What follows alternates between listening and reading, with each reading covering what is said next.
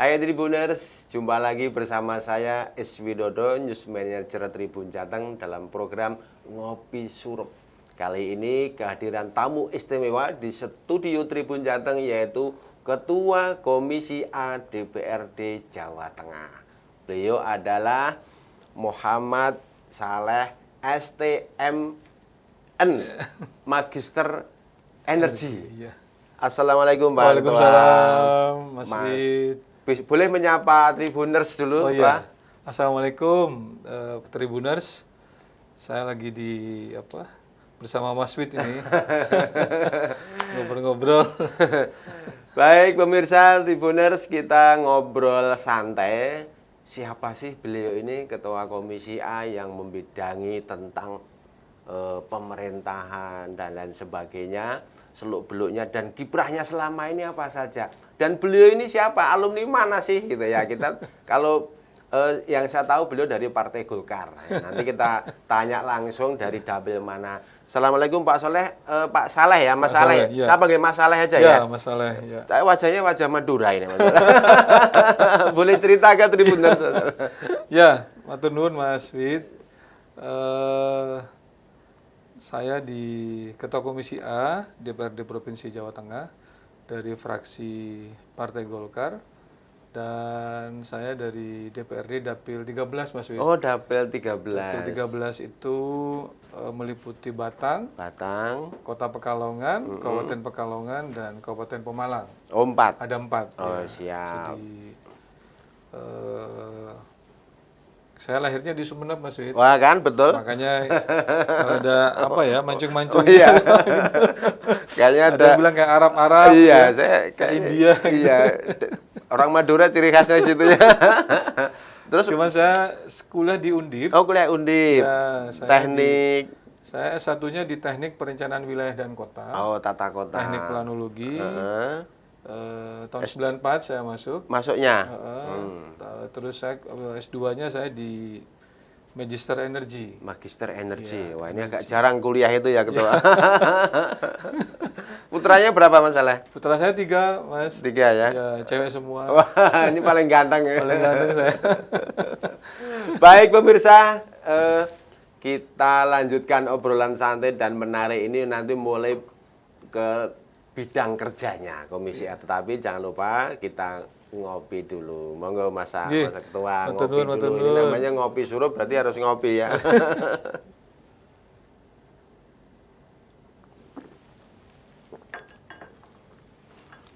Baik Tribuners, kayaknya sudah mulai penasaran Komisi A itu apa sih, nggarap apa sih, prestasinya apa sih.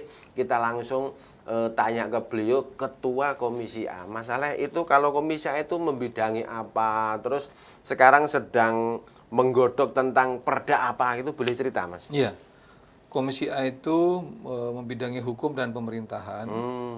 Jadi mitra kita itu mulai dari sekretariat daerah di situ. Sekda. Di situ juga ada Biro Hukum, Biro Otonomi Daerah, Biro Pengadaan Barang dan Jasa, Kesbangpol, Biro Oda ya, terus Satpol PP. Oh, semua di situ ya. Kominfo, Dinpermades, Dukcapil, jadi pemerintahan desa juga masuk. Dukcapil juga masuk, termasuk juga kalau dulu Badan Diklat ya, BPSDM. Oh, BPSDM. Badan Arpus, Perpustakaan dan Arsip. Jadi memang itu isinya agak berat-berat memang. Berat-berat maksudnya dalam konteks bicara pemerintahan itu butuh pemikiran, mungkin banyak diskusi juga di situ, sehingga termasuk juga masalah pemilu, Bawaslu, KPU dalam konteks pilkada, itu juga menjadi tugas kami di Komisi A. Wah, ini pemirsa mulai nyangkut pilkada. Tahun 2024 itu ada pemilu bulan Februari ya, bulan Februari itu pemilu, kemudian pilkada diperkirakan bulan September atau November ya. Kira-kira itu. Anggarannya pasti besar. Ini Pak Ketua Komisi A bicara itu juga ya, membahas anggaran untuk KPU juga. Jadi memang anggaran pemilihan gubernur kita itu besar sekali, Mas. Pilkada. Pilkada itu besok November menurut undang-undang ya. Itu November tahun 2024. itu bupati dan wali kota dan gubernur itu kan serentak jadi satu. Iya. Nah, kami pada tahun 2020 karena melihat bahwa ini adalah satu hal yang sangat strategis, kami sudah mempersiapkan itu bikin perda dulu dana cadangannya. Wah, ini luar biasa. Karena setelah kami menerima surat pengajuan KPU, diperkirakan biaya pemilihan gubernur itu 1,2 sampai 1,5 triliun. Besar ya. Besar sekali Mas Wid. Itu kalau misalnya dalam satu anggaran 1 tahun, itu bisa kobol-kobol itu. APBD kita ruwet. Iya. Kita tidak bisa mungkin bayar gaji Segitu ya. macam-macam berat sekali.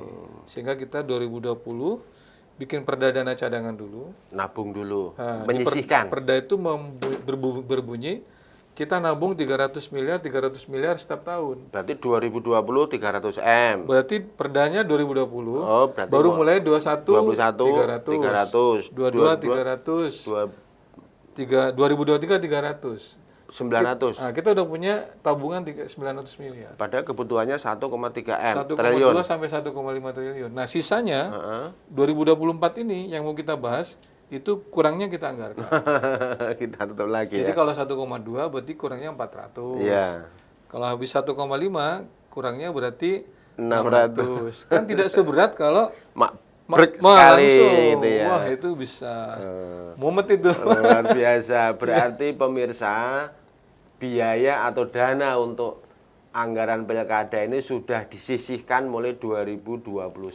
Iya. Anggaplah 1,3 triliun, 1,5 triliun, kita cicil 300 M, 300 M, 300 M, sehingga APBD Provinsi Jawa Tengah tidak terlalu berat. Tidak terlalu berat, Gitu ya. betul, betul. Di pilkada itu berarti murni biaya dari provinsi atau bagaimana, Ketua? Enggak, jadi besok itu kabupaten dan kota kita ada sharing. Ada sharing, berbagi. Berbagi. Misalnya yang paling mahal itu kan biaya ad hoc Oh, di TPS itu. iya. Petugas di TPS dan juga pengawas anak buahnya Iya. bawahnya itu. Iya. Itu mahal, Mas. Besar ya. Besar sekali. Misalnya satu kabupaten ada 3.000 atau 4.000 TPS, Kali. tinggal kalikan aja orang, Mm-mm. indeksnya berapa. Nah, Kali. sekarang Departemen Keuangan tuh bikin indeks yang kira-kira tuh harus sama. Karena Pilkada 2020 kemarin, misalnya dapil saya Pemalang ya, Pilkada jajaran dengan Purbalingga. Betul. Indeksnya di sini misalnya anggap aja 100.000. Di sini karena nggak mampu bilangnya 50.000, kan tentu jomplang. Iya. Padahal berbatasan sungai, Heeh. desanya impitan, gajinya beda. Biar nggak cemburu ya. Cemburu, makanya ini Departemen Keuangan sudah bikin indeks range antara sekian. Nah, dengan kita provinsi membantu di situ, Keuangan daerah. maka kabupaten kota pun juga diharapkan sama Oh, gitu ya. indeksnya. Biar nggak jomplang Biar ya. nggak jomplang antar kabupaten itu. Jadi Iya. sekarang ini agak terbantulah pilkada itu karena sebagian yang menanggung provinsi, sebagian menanggung adalah kabupaten. Kan misalnya besok coblosan ya, Iya. gubernur dan bupati wali kota. Ada hal-hal yang misalnya itu biaya sosialisasi. Kan tidak mungkin tumpuk dua, Iya. tapi sosialisasi bisa bareng-bareng biayanya. Terus petugas di TPS itu, Iya. kan dia juga TPS-nya gubernur, TPS-nya bupati. Nah, Sehingga biayanya juga di situ sudah kita bagi dua karena sekarang. serentak ya. Serentak. Oh, betul. siap. Jadi bupati juga enteng, provinsi sebenarnya sih nggak masalah karena duit kita ada. Berarti besok itu pemilihan kepala daerah bupati sama gubernur bareng kira-kira. Bareng, iya bulan November. Luar biasa ini. Termasuk pengiritan kalau dibarengkan ya. Pengiritan. Pemirsa tadi ngobrol-ngobrol tentang desa, dan desa. Iya. Nah, Provinsi Jawa Tengah itu termasuk yang bersikeras dan gaspol dalam memajukan pembangunan desa, desa baik dana langsung dan sebagainya. Nah, kita mau tanya langsung ini cross check ini Komisi A ini benarkah ada bantuan atau dalam memajukan BUMDes, Badan Usaha Milik Desa. Kita langsung tanya kepada Mas Ketua ini, monggo Mas, gimana itu Mas? Ya, kami memang karena bagian kami salah satunya pemerintahan desa. Iya, pemerintahan desa. Pada tahun 2021 kita membantu hampir 6.000 BUMDes waktu itu. 6.000 BUMDes sejateng. Iya, sejateng. Waduh. Jadi kita memang selain juga ada bantuan keuangan desa, juga ada kita namanya bantuan untuk BUMDes pada waktu itu. Nah, Sebentar saya potong Ketua. Iya. Kalau keuangan desa itu dari pusat langsung ke desa. bukan. Jadi gini Mas, desa itu sekarang ada 3 pembiayaan. Coba cerita. Satu dana desa, Dana desa itu Itu dari dari pusat. kementerian. Oh, dari kementerian. yang mungkin satu kabupaten ada 800, Iya. 1 miliar, Iya. itu bantuan keuangan, itu dana desa. Masuk ke desa langsung. Masuk ke desa langsung. Oke. Yang kedua, bantuan keuangan desa Bantuan keuangan desa. dari provinsi. Oh, dari provinsi. Eh, ini yang Pak Ketua anggarkan. Ini dianggarkan di provinsi ini. Oh, ya. Ini bisa buat infrastruktur, jembatan, jalan, macam-macam. Rata-rata berapa satu desa, Ketua? Ini hampir semua banyak. Ada yang 100 juta, 200 juta. Terserah mereka ajuan proposalnya atau? Iya, jadi kan setiap mereka kan dari rembuk desa itu, Ya, Musdes. ya. Setelah dalam Musdes itu sudah diajukan dulu. Ini Musdes dikirim ke kecamatan, kabupaten, ke provinsi kan. Ya. Kita kan sudah e-planning tuh. Ya. Nanti kita melihat yang diajukan dari desa itu dari e-planning kita kelihatan. Urgensinya ya. Urgensinya itu misalnya dapil saya, Ya. Pemalang, saya wajib dong Ya membantu dong. di situ. Terus misalnya siapa lagi masing-masing dapilnya, Iya. tentu itu dari dasar itu. Oh. Itu bantuan keuangan desa yang dari provinsi. Bantuan keuangan desa itu dananya dari provinsi. Ada juga bantuan keuangan yang dari kabupaten. Oh, dari kabupaten. Itu yang buat gaji Perangkat desa perangkat desa, siltap, dan lain. penghasilan tetap macam-macam itu dari kabupaten. Oh, dari kabupaten. Jadi ada 3 sumber. Ya. Satu lagi biasanya kalau BUMDesnya maju, Heeh. desa itu bisa mendapat penghasilan dari BUMDesnya. Misalnya kayak yang di Klaten itu, Iya, ada yang di Sepakung ini juga dia kan PAD-nya bisa sampai 5 miliar. bisa nutupi biaya ya. Itu ya dia sebenarnya bagi dia dana desa sama provinsi sama kabupaten digabung masih kalah dengan PAD-nya dia. Jadi Pendapatan asli desa ya. Iya, ada 4 sumber pembiayaan sekarang Iya, di desa termasuk itu. penghasilan dari BUMDes itu tadi ya. Dari BUMDes. Nah, kita sempat membantu BUMDes juga karena pada waktu banyak BUMDes rintisan Heeh. yang masih bingung mau bisnis apa gitu. Iya. Sehingga pada saat Covid ada bantuan dari Pemprov Heeh. untuk bansos itu. Iya. Nah, BUMDes inilah yang belanja. Hmm. Beli beras, beli Pengadaan ikan, barangnya pengadaan ya. barangnya. Oh. Bukan swasta yang Iya, iya. mengadakan. Jadi BUMDes. BUMDes yang beli Pulak belanja. beras, Pulak telur, beras. dan Lumayan lain tuh sebagainya. untungnya rata-rata. Jadi duitnya muter di Duitnya desa. muter di desa. Hmm. Nah, pada tahun berikutnya memang Pemprov kan gara-gara Covid kan agak kurang. Iya. Mereka pada protes, Pak, tahun ini buat tambahin lagi. Saya bilang, coba nanti kita lihat 2024 ya. Pemirsa, ternyata begitulah kronologi aslinya ya. Bantuan keuangan untuk desa itu ada 3 sumber dan 1 sumber dari BUMDes bila itu sudah menghasilkan atau untung ya. Ya. Kita simak lagi yang tidak kalah penting. Ini sebentar lagi bulan Agustus adalah ulang tahun Provinsi Jawa Tengah. Saya dengar-dengar ulang tahunnya mau berubah tanggal dan lebih tua. Ini kita cross check ini kepada Ketua Komisi A DPRD Jawa Tengah. Masalah bisa cerita ini dengar-dengar ada perubahan tanggal ulang tahun Jawa Tengah ini, Mas Tua. Iya. Jadi gini Mas Wid.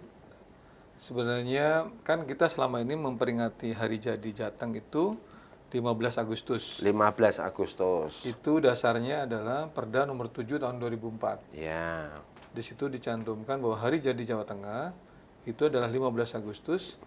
Dasarnya adalah Undang-Undang nomor 10 tahun 50. Undang-Undang nomor 10 tahun 50 itu Jawa Tengah di situ dibentuk oleh negara, dalam tanda kutip ya, Iya. tahun 50. Tahun 50. Nah, sehingga beberapa pejuang 45 itu protes ke kami di Komisi A. Jadi di HD45, veteran, terus para tokoh-tokoh masyarakat Mengadu itu ke Komisi A. mengadu ke kami di Komisi A. Tolong dong, ini kita perlu pelurusan sejarah. Wah, ini penting. Karena kalau kita peringatannya tahun 50, berarti gubernur kita yang 3 Sebelum pertama, tahun 50. Sebelum tahun 50, kita punya gubernur Panji Suroso. Pak Panji Suroso. Itu dilantik tahun 19 Agustus 45. Heeh. Habis itu Wongsonegoro. Oh, Wongsonegoro. Heeh. Kanjeng Raden Mas Tumenggung Wongsonegoro. KRMT itu yang jadi rumah sakit Semarang itu. Oh, nama rumah sakit Nama itu ya. rumah sakit daerah itu. Dulu gubernur ya? Dulu gubernur Jawa Tengah. Tahun 40. Dia masih di tahun itu, Iya. masih di kan si itu sampai Oktober tuh si Raden Panji Suroso sampai Oktober aja. Habis itu langsung diteruskan sama Wongsonegoro. Wongsonegoro. Habis itu dia sampai tahun 49. Oh. Habis Nah, itu Budiono. Pak Budiono. Pak Budiono ini 49 sampai tahun 53 atau 54 dia. Oh iya. Jadi Pak Budiono ini ngalami sebelum 50 Sampai dan sampai di atas 50. Iya. Nah, kebetulan Komisi 2 DPR RI itu kan lagi membuat undang-undang pembentukan provinsi Oh iya iya iya. dan kabupaten kota. Jadi mereka berpendapat bahwa banyak undang-undang pada waktu itu dasarnya bukan Undang-Undang Dasar 45, tapi Undang-Undang RIS Oh, Republik Indonesia Republik Serikat. Indonesia Serikat. Undang-undang bukan Undang-Undang Dasar 45. Iya iya iya. Dasarnya adalah Republik Indonesia Serikat. RIS ya. Termasuk pada waktu itu Undang-Undang Nomor 10 tahun 50 Heeh. itu dasarnya adalah bukan 45, Tapi RIS. tapi itu kita dasarnya RIS. Sehingga Komisi 2 ingin merubah undang-undang itu sehingga tidak lagi dasarnya tetap dasar Undang-Undang 45. Oh gitu. Nah, pada saat itu kami masuk Iya. tahun 2022 kemarin, kami ketemu dengan Komisi 2. Ini ada masukan dari para pejuang.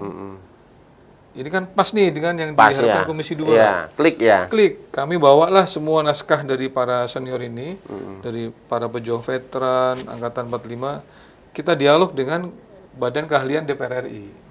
Dengan Komisi 2, kita jelaskan semua. Oke, kalau gitu bahan ini diterima Komisi 2 dan dijadikan bahan untuk Undang-Undang Jawa Tengah itu. Iya. Nah, beberapa bulan yang lalu, Komisi 2 menghadap ke Pak Gubernur dalam rangka hearing undang-undang itu. Iya. Saya hadir di situ, saya sampaikan ke Pak Doli, Ketua Komisi 2. Ini kan hadir juga nih bapak-bapak dari DHD 45. Iya. Saya bilang. Saya sampaikan juga dengan Pak Ganjar, Pak Gub. Ini kan kalau misalnya kita masih tetap 15 Agustus tahun 50, Heeh. ini bapak-bapak yang veteran ini Ikut berjuang ini. pasti ke Komisi A terus. Gitu. Saya sampai pusing. Iya iya iya. Karena apa ya, mulai dari Pak Ismail almarhum, Iya. Pak Parto almarhum, Heeh. terus terakhir yang ketua DHD 45 itu yang mantan anggota DPD RI itu juga selalu menanyakan itu. Iya, kenapa kok mulainya tidak tahun 45 Kenapa gitu kenapa ya? Gubernur 3 ini seolah tanda kutip ya, Tidak tercatat ya. padahal mereka ada semua loh Mas, Iya, iya. fotonya di kantor Gubernur. Iya. Saya sampaikan Pak Gubernur, Pak Gub, gimana kalau undang-undangnya disahkan dulu, pemerintah Jakarta, nanti perdanya ini inisiatifnya DPR aja. Jadi Pak Gubernur kan ibaratnya ya tinggal karena ini DPR RI maunya begitu, DPR provinsi juga begitu, tokoh masyarakat maunya begitu. Pak Gub kan sebagai pemimpin kan mengiyakan aja. Berarti kan ini murni aspirasi masyarakat. Murni masyarakat. Ibaratnya apa? Botol itu kata Pak Ganjar, ini tumbuh ketemu tutup ya. Iya, klop. Klop. Nah, sehingga Pak Ganjar waktu itu coba dikaji Biro Hukum, Iya. Pak Sekda, bikin FGD atau apa. Nah, itu tokoh-tokoh itu datang Iya. dari 45 semua. Berapa hari kemudian, nggak ada 2 minggu, undang-undangnya digedok Mas. Wah, alhamdulillah. Berarti Selesai. sekarang di DPRD Provinsi Jawa Tengah sedang menggodok Ranperda Kan perda hari jadi Jawa Hari Tengah. Jadi Jawa Tengah. Jawa Tengah. Bisa diceritakan gambarannya kira-kira tanggal berapa nanti, Ketua? Iya, jadi Undang-Undang Nomor 11 tahun 2023 yang baru ini, Yang baru saja ya. itu di pasal 2 batang tubuhnya sudah menyebutkan bahwa hari jadi Jawa Tengah 19 Agustus. Wah. Tidak disebut 45-nya dulu. Tahunnya belum. Nah, di penjelasan, penjelasan atas pasal 2 itu disebutkan bahwa 19 Agustus 45 itu adalah hari jadi Jawa Tengah karena pada saat itu Raden Panji Suroso diangkat oleh BPUPKI sebagai gubernur. Jawa Tengah. Karena pada waktu itu ada 8 provinsi Betul. yang diumumkan oleh BPUPKI. Negara kita merdeka 17 Agustus, ada 8 provinsi. Iya, Jawa Salah Tengah satunya masuk. Jawa Tengah masuk. Alhamdulillah. Berarti pemirsa dalam waktu dekat akan ada perubahan hari jadi Jawa Tengah yang semula 15 Agustus 50 menjadi 19 Agustus 45. Betul. Jadi lebih tua lagi nanti Ketua Lebih ya. tua. Ini syarat ini mau diberlakukan mulai kapan, Ketua? Ya harusnya Agustus ini ya. Tahun ini ya? Tahun ini kami lagi mengebut perdanya. Jadi kami sudah bikin surat ke Bapemperda. Bapemperda. Bapemperda sudah rapat dan bikin surat kepada pimpinan DPRD. Pimpinan DPRD nanti menyetujui. Setelah itu kita masukkan dalam rapat paripurna perubahan Prolegda. Oh, perubahan tahapannya begitu ya? Ya, Prolegda itu program legislasi daerah di tahun 2023. Ini kan belum masuk. Oh, kemarin belum masuk. Belum masuk. Nanti kita masukkan Prolegda. Disusulkan. Disusul penambahan. Kalau mau mengubah-ubah itu perlu paripurna lagi? Paripurna lagi. Oh, paripurna nggak bisa lagi kalau nggak paripurna. Ujuk-ujuk gitu ya? Oh, nggak bisa. Harus ada terdaftar di Prolegda ya? Prolegda masuk dulu. Setelah masuk Prolegda, baru nanti kita masuk penugasan kepada Komisi A. Karena yang mempunyai inisiatif adalah Komisi A. Komisi A membahas itu. Naskah akademiknya sudah ada sebenarnya. Semua sudah siap ya? Tinggal memilih opsi yang dulu tidak terpilih. Dulu ada 4 opsi. Oh iya, apa sih Ketua? Pertama adalah zaman Belanda dulu. Oh iya. Jawa Tengah kan sudah ada pada saat zaman Belanda itu. Sekitar berdirinya Jawa Tengah pada saat zaman Belanda kita nggak mau karena masalah nasionalisme ya. Iya, masih kolonial. Yang kedua adalah 19 Agustus. Yang mau kita pilih ini, itu. Ya. Yang kedua adalah 4 Juli tahun 50. Oh, yang udah Karena lewat ya? Undang-undangnya waktu itu ditekannya tanggal 4 Juli. Tapi berlakunya 15 Agustus. Siap. Jadi 4 opsi. 4 opsi. Yang dipilih pada waktu itu 15 Agustus. Oh gitu. Tinggal masih ada 3. Tapi karena undang-undangnya sudah berbunyi 19 Agustus 45, kita ngikut. berarti itu yang kita pakai. Oke. Baik pemirsa Tribuners, obrolan santai kita bersama Ketua Komisi A DPRD Jawa Tengah, Bapak Muhammad Saleh, STM Magister Energi, tentang hari jadi Jawa Tengah, kemudian bantuan untuk pemerintah desa, kemudian anggaran untuk pemilu 2024, Pilkada 2024, kita bahas tuntas dan dijawab dengan jelas. Sebelum kita closing statement dari Ketua Komisi A ini, kita ngopi dulu, Mas. Oh iya.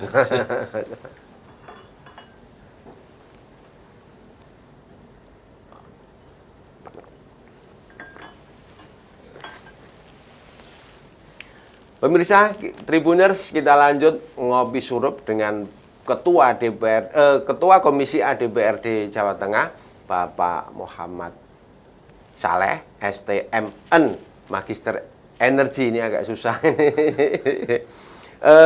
Kita mau minta closing statement dari beliau, Ketua Komisi A, tentang manfaat dari perubahan hari jadi ini bagi masyarakat. Kira-kira nanti dampaknya dan manfaatnya seperti apa, Ketua? Monggo.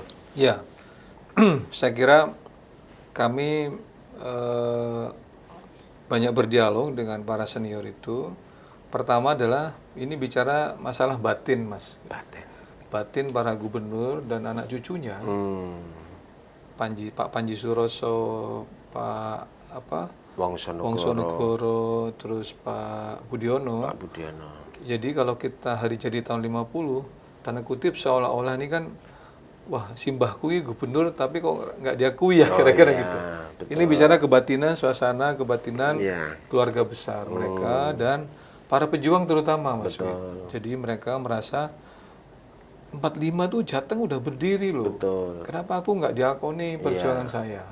Ini yang kemarin mereka sangat senang sekali. Di hari 45 begitu saya kirim undang-undang itu, mereka mungkin jempolnya banyak sekali. Wah, matur nuwun Mas Ketua, matur nuwun. Jadi aspirasinya diakomodir karena mereka berjuang sejak tahun 2004 itu. Karena begini Mas, ini saya sekilas cerita. Pada waktu itu ada 2 kubu di dalam naskah akademik itu. Satu kubu istilahnya kelompok ahli yang mengatakan bahwa berdirinya sesuatu itu dasarnya adalah hukum. Hukum normatif yang ada pada waktu itu, yaitu Undang-Undang 10 tahun 50. Dasarnya waktu itu. Satu lagi adalah kelompok sejarah. Yang ini banyakkan adalah teman-teman guru besar, profesor dari sastra. Yang mengatakan bahwa untuk berdirinya sebuah provinsi atau apa, tidak harus ada undang-undangnya. Sejarahnya gimana? Fakta sejarah kala itu Misalnya ya. kita merdeka 17 Agustus. Kan tidak ada undang-undangnya pada waktu Iya, itu. belum ada dong. Nyatanya kita proklamasi toh diakui kan? Kan tidak perlu nunggu undang-undang, Iya, kata iya. yang kelompok sejarah ini. Iya. Tapi ternyata memang pada saat 2004 kita memilih opsi hukum itu. Jadi ya sudahlah, itu masa lalu. Saya kira bagi bapak-bapak ibu yang punya sejarah itu sangat menghargai itu, Mas. Memang ada yang mengatakan ke saya, Pak Soleh, begitu undang-undangnya berubah atau perdanya berubah, apakah terus masyarakat Jawa Tengah jadi sejahtera, katanya gitu kan? Apa Pak Soleh Saya jawabnya? bilang, jadi saya mengutip para senior itu, para veteran itu. Jadi ini bukan masalah orang miskin terus jadi kaya gara-gara hari jadi. Betul. Tapi di saat kita tidak menghargai orang-orang yang mendahului kita, Ya. spirit itulah yang tidak ada dalam kita membangun bahasa mereka. Dan ternyata, Mas, patung yang ada di Wisma Perdamaian itu, Ya. jadi kan di Tugu Muda ada patung Ya, kan? ya. Itu patungnya Wongsonegoro, Mas. Baru tahu. Baru tahu kan? Iya, iya. Saya bilang, coba Pak Soleh, patungnya ada di situ. Iya. Tapi di sejarahnya, Tidak tanda tercatat. kutip, perjuangan mereka tidak diakui. Terlewatkan ya. Terlewatkan karena perjuangan 5 hari di Semarang salah satunya. Wongsonegoro itulah yang punya peran pada saat itu ya, termasuk Dr. Karyadi itu. Iya. Jadi ini masalah sejarah, Oh. masalah semangat aja Pak, bukan masalah miskin dan kaya kata Iya, mereka iya, loh. iya, iya, iya. Jadi saya akhirnya mengutip perkataan mereka juga itu. Semangat inilah yang maksudnya diwariskan ke anak-anak kita, bahwa kita sejak 45 sudah berdiri loh. Habis itu ada pertempuran ini, yang namanya Wongsonegoro itu patungnya ada di situ, jadi nama rumah sakit. Betul. Minimal ada cerita yang nyambung. Tapi kalau ujuk-ujuk tahun 50, yang cerita ini pendahuluannya nggak ketemu, Mas Wi. Iya. Pemirsa, demikian obrolan kita dalam program Ngopi Surup bersama Ketua Komisi A DPRD Jawa Tengah, Bapak Muhammad Soleh, STMN. Singkat, padat, dan ternyata sangat luar biasa perannya Komisi A dan terutama juga Bapak Muhammad Soleh ini. Beliau dari Dapil 13 ya, Ya. Partai Golongan Karya dari Dapil 13 dan besok maju lagi ya Ketua. Insya Allah, Mas Wi. Insya Allah maju lagi, mudah-mudahan sukses. Amin, amin, amin. Dan jangan amin. lupa Tribuners, saksikan lagi obrolan ini di media sosial Tribun Jateng dan di tribunjateng.com serta di koran cetak Tribun Jateng. Sampai jumpa bersama tokoh-tokoh yang lain yang juga tidak kalah hebat pada edisi berikutnya. Saya Iswidodo, News Manager Tribun Jateng. Terima kasih dan salam sehat. Assalamualaikum warahmatullahi wabarakatuh. Waalaikumsalam Ngopi surup lagi, warahmatullahi Pak. wabarakatuh.